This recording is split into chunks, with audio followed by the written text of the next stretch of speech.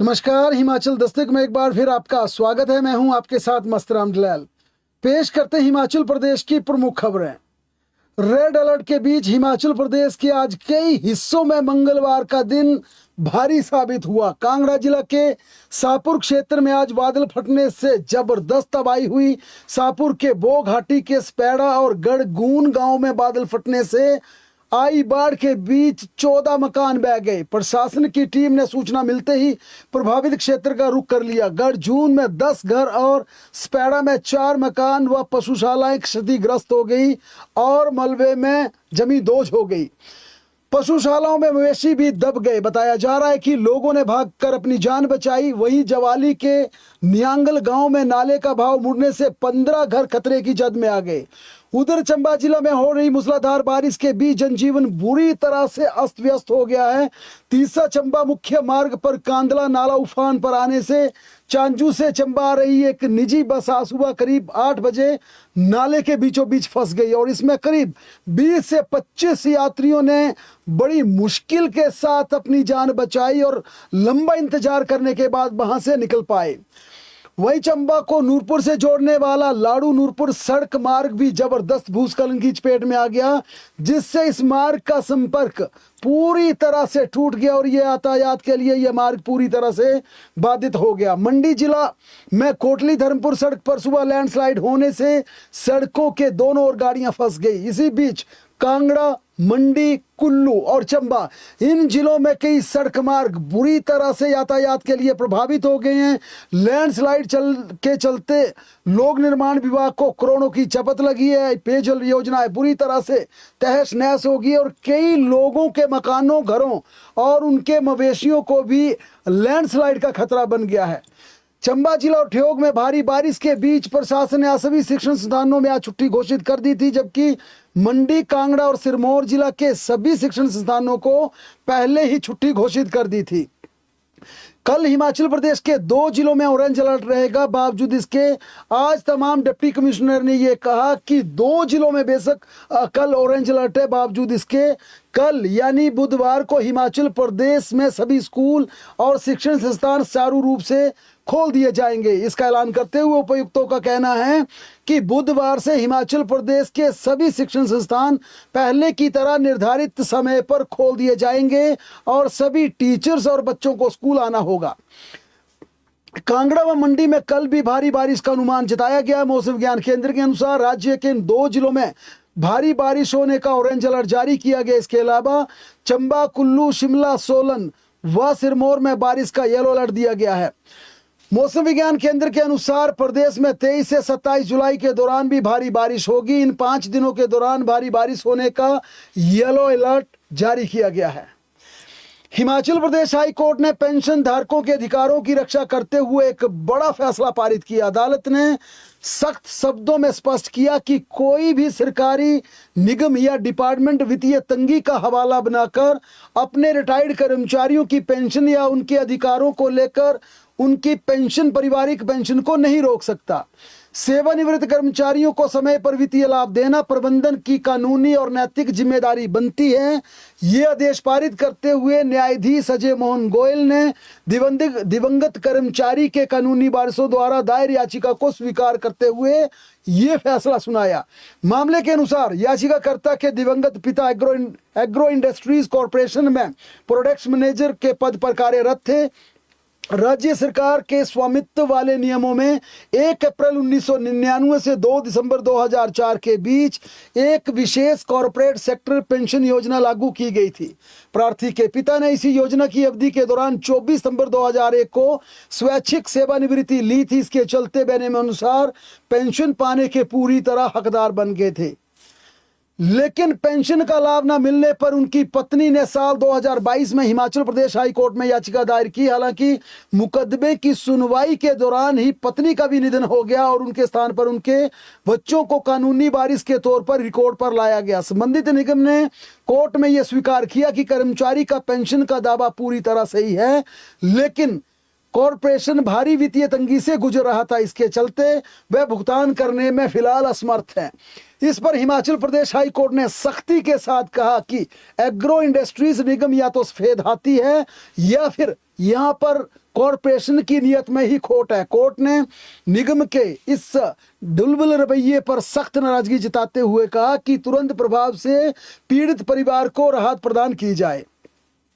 Himachal Pradesh high court ने एक अन्य फैसले में कहा कि 70-2024-25 के लिए राज्य कोटे के तहत एमबीबीएस की और बीडीएस पाठ्यक्रमों में बाहरी राज्यों के डबल डोमिसाइल यानी दोहरा मूल निवास पाने वाले छात्रों के प्रवेश को चुनौती देने वाली याचिका को खारिज कर दिया। हाई कोर्ट ने स्पष्ट किया कि केवल दूसरे राज्यों में काउंसलिंग के लिए पंजीकरण कराने मात्र से कोई बोनाफाइड हिमाचली छात्र राज्य के कोटे की सीट के लिए अयोग्य करार नहीं दिया जा सकता। एक अन्य सुनवाई के बाद हिमाचल प्रदेश हाई कोर्ट ने अतिक्रमण को लेकर बड़ा फैसला सुनाया। प्रदेश हाई कोर्ट ने सरकारी या वन भूमि से बेदखली के मामले में बेहद महत्वपूर्ण फैसला सुनाते हुए कहा कि बिना उचित सीमांकन के सीधे अतिक्रमण को हटाना गलत है। नागरिकों को बेदखल करने से पहले राज्य सरकार का यह दायित्व बनता है कि निष्पक्ष प्रक्रिया का सरकार पालन करे। ये पूरी तरह से मैंडेटरी है। न्यायाधीश ज्योत्सना रिवाल दुआ ने पवन कुमार द्वारा दायर रिट याचिका को स्वीकार करते हुए ये फैसला सुनाया। ये मामला चंबा जिले के भरमौर क्षेत्र के सुटकर क्षेत्र से आता है, जहां पर याचिकाकर्ता के विरुद्ध वन विभाग ने आरोप लगाया था कि उनके वन भूमि पर अवैध कब्जा कर रखा है, जिसे खाली करवाया जाना बेहद जरूरी है। इस शिकायत पर कार्रवाई करते हुए कलेक्टर कम डीएफओ भरमौर ने 24 अगस्त 2013 को बेदखली का आदेश पारित किया था। इस फैसले को बाद में 2 सितंबर 2023 को मंडलायुक्त कांगड़ा ने भी ये कहकर सही ठहराया। चूंकि याचिकाकर्ता ने खुद जमीन को नियमितीकरण के लिए आवेदन कर रखा था, इसलिए ये उसका डीम्ड एडमिशन है और अब किसी भी प्रकार के आधिकारिक सीमांकन की आवश्यकता नहीं रह जाती। इसी आदेश को याचिकाकर्ता ने हिमाचल प्रदेश हाई कोर्ट में चुनौती दी थी। कोर्ट ने कहा कि बेदखली का नोटिस जारी करने से पहले प्रभावित होने वाले व्यक्ति को लिखित तौर पर नोटिस देकर उसकी उपस्थिति में जमीन का सीमांकन करवाना अनिवार्य है।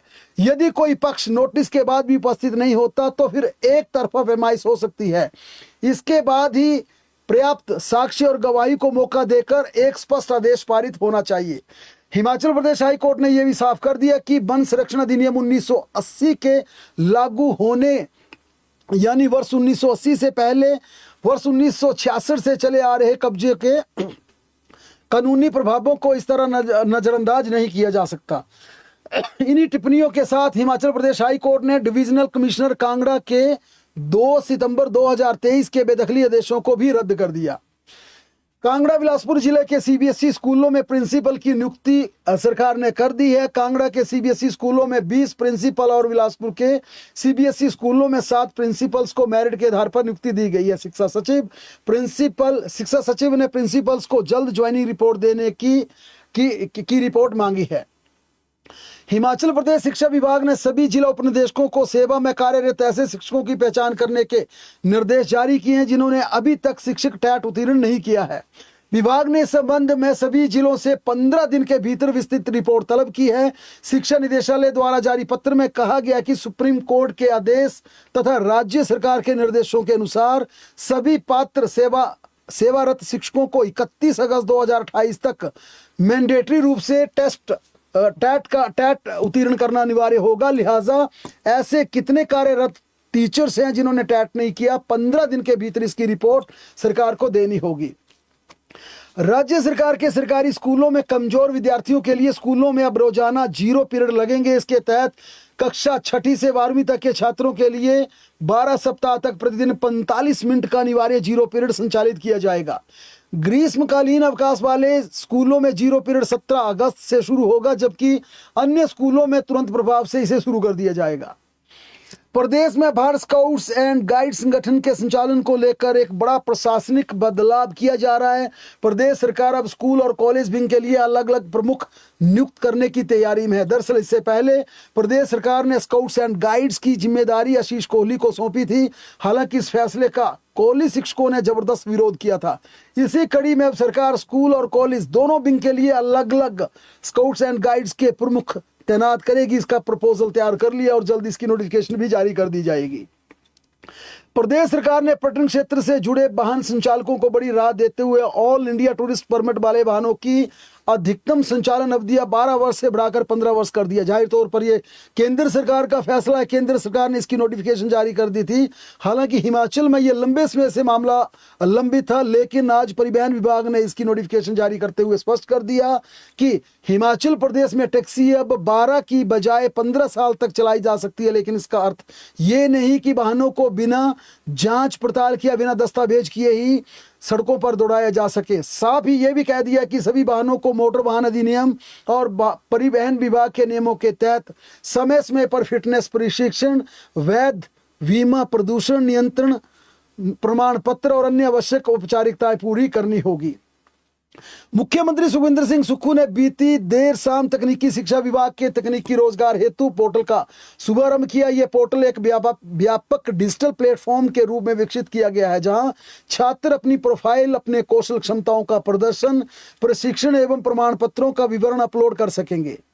मुख्यमंत्री सुखविंदर सिंह सुक्खू ने आज मीडिया से बातचीत करते हुए दिल्ली में हुए छात्रों पर लाठीचार्ज को दुर्भाग्यपूर्ण बताते हुए इसकी कड़ी निंदा की। उन्होंने कहा, छात्र शांतिपूर्ण तरीके से अपनी बात रख रहे थे और उनकी मांगों को सुनने की बजाय उन पर बल का प्रयोग किया जा रहा था। मुख्यमंत्री ने कहा कि कांग्रेस पार्टी और हिमाचल प्रदेश सरकार इस लाठीचार्ज का विरोध करती है। वहीं मुख्यमंत्री ने कांग्रेस संगठन को मजबूत करने के उद्देश्य से शुरू किए गए भोजन संवाद कार्यक्रम की भी जानकारी दी। यानी कि अब हिमाचल प्रदेश के मुख्यमंत्री सुखविंदर सिंह सुक्खू हर एक विधानसभा क्षेत्र के करीब 50 कार्यकर्ताओं को बुलाएंगे, उनसे लंच पर बैठेंगे और इसी लंच डिप्लोमेसी में कार्यकर्ताओं के बीच उनका लंच भी होगा और उनसे सीधा संवाद भी होगा। 23 मई के अनुसार यह करीब 2 से 3 घंटे तक संवाद चलेगा, जिसमें पूरे विधानसभा क्षेत्र का फीडबैक लिया जाएगा और कार्यकर्ताओं की नब्ज टटोलने के बाद भविष्य के कांग्रेस के कैंडिडेट तय किए जाएंगे और जमीनी स्तर पर कहां कांग्रेस संगठन को दिक्कत आ रही है इसकी भी पड़ताल की जाएगी।